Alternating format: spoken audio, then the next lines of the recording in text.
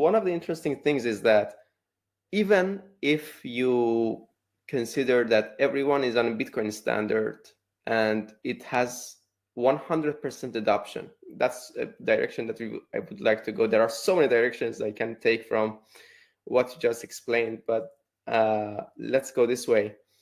Even if everyone accepts Bitcoin, there is still room for Bitcoin to grow. Why? Because you cannot increase the amount of Bitcoin, and over time, human productivity increases.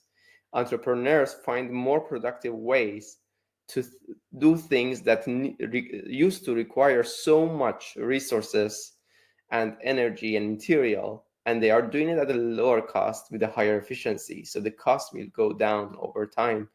So if something costs you 1 Satoshi on a 100% Bitcoin standard, it's going to cost you 1.5 Satoshi 1 year later because of thanks to new innovations.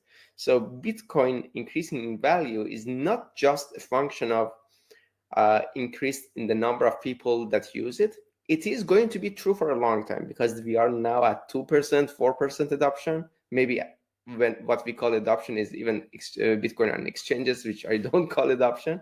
We are still in the beginning of the way, but there's a long way to go. And even in that day, we are going to have deflation rather than inflation. And nobody can open your eyes to that idea better than Jeff Booth. And I'm thinking of bringing him on, hopefully. About Bitcoin, hyper-Bitcoinization, what are your thoughts on that? When it's going to happen, or if it's going to ever happen? It's out of question that it will happen. The cat is out of the bag. So it is no longer a question if we come to a Bitcoin world. It's a question of how fast we will get there, how violent or peaceful we will get there, and how will the way to that future will look like. There's no question in mind that the future monetary standard is a sound monetary standard. There's absolutely no question in my mind for that. And there's also no question that I think the real adoption of Bitcoin is not at 2, 3, 4, 5%. It's probably under 1%. Because those people who now have Bitcoin, only a handful of those actually live on a Bitcoin standard.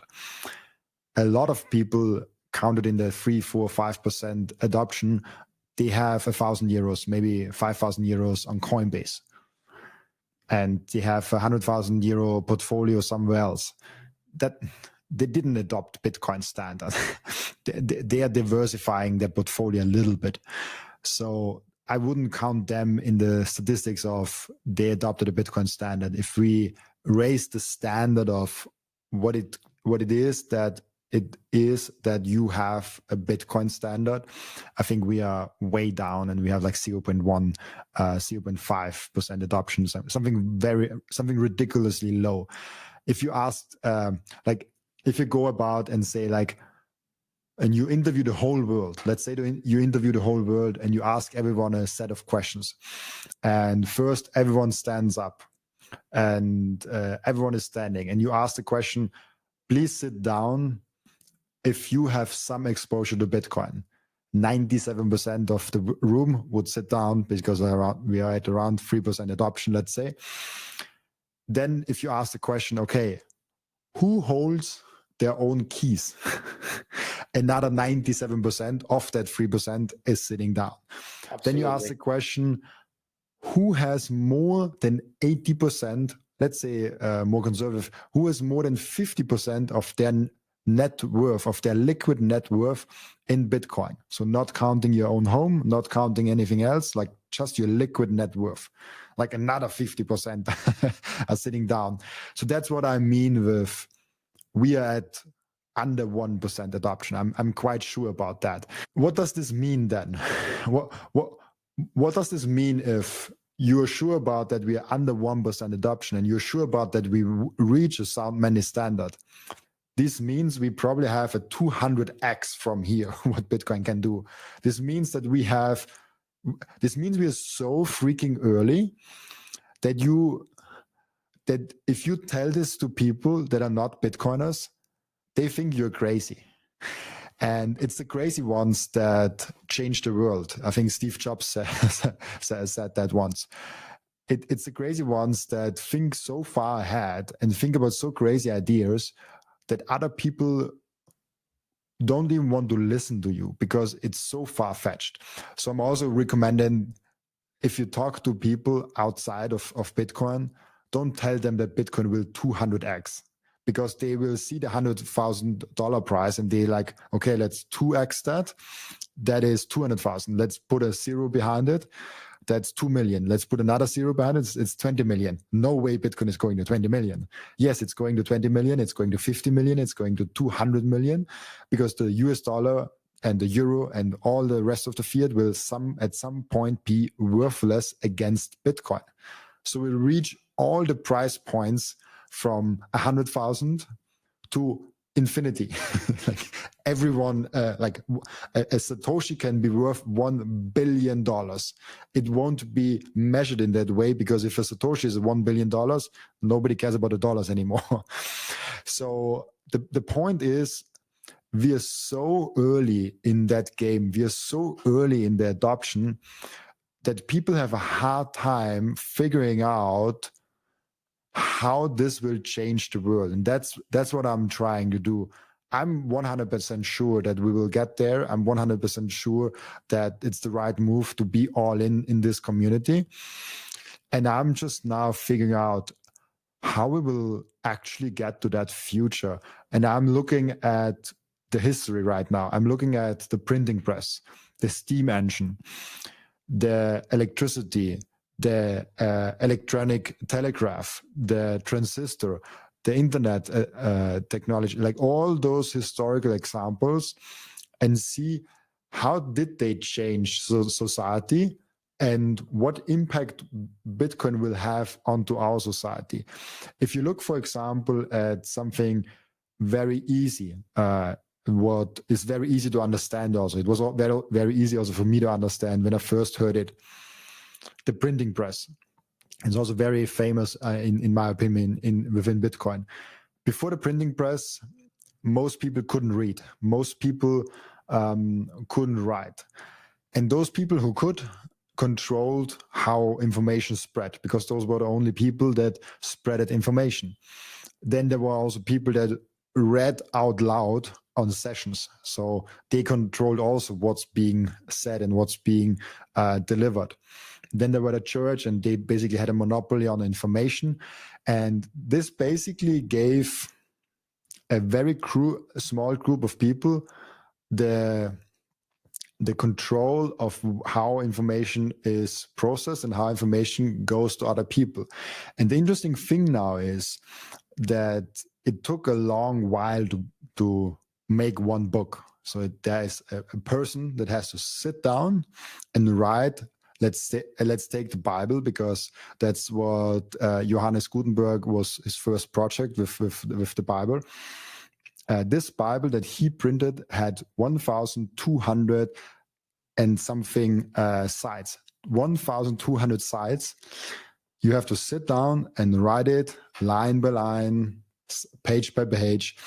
Imagine how long a human being needs to write one of those books. There are estimates around a few months, maybe a little bit over a year, how long one human being works on that book. Johannes Gutenberg, with his invention of the printing press, managed in the first 5 years of his invention to print 180 copies.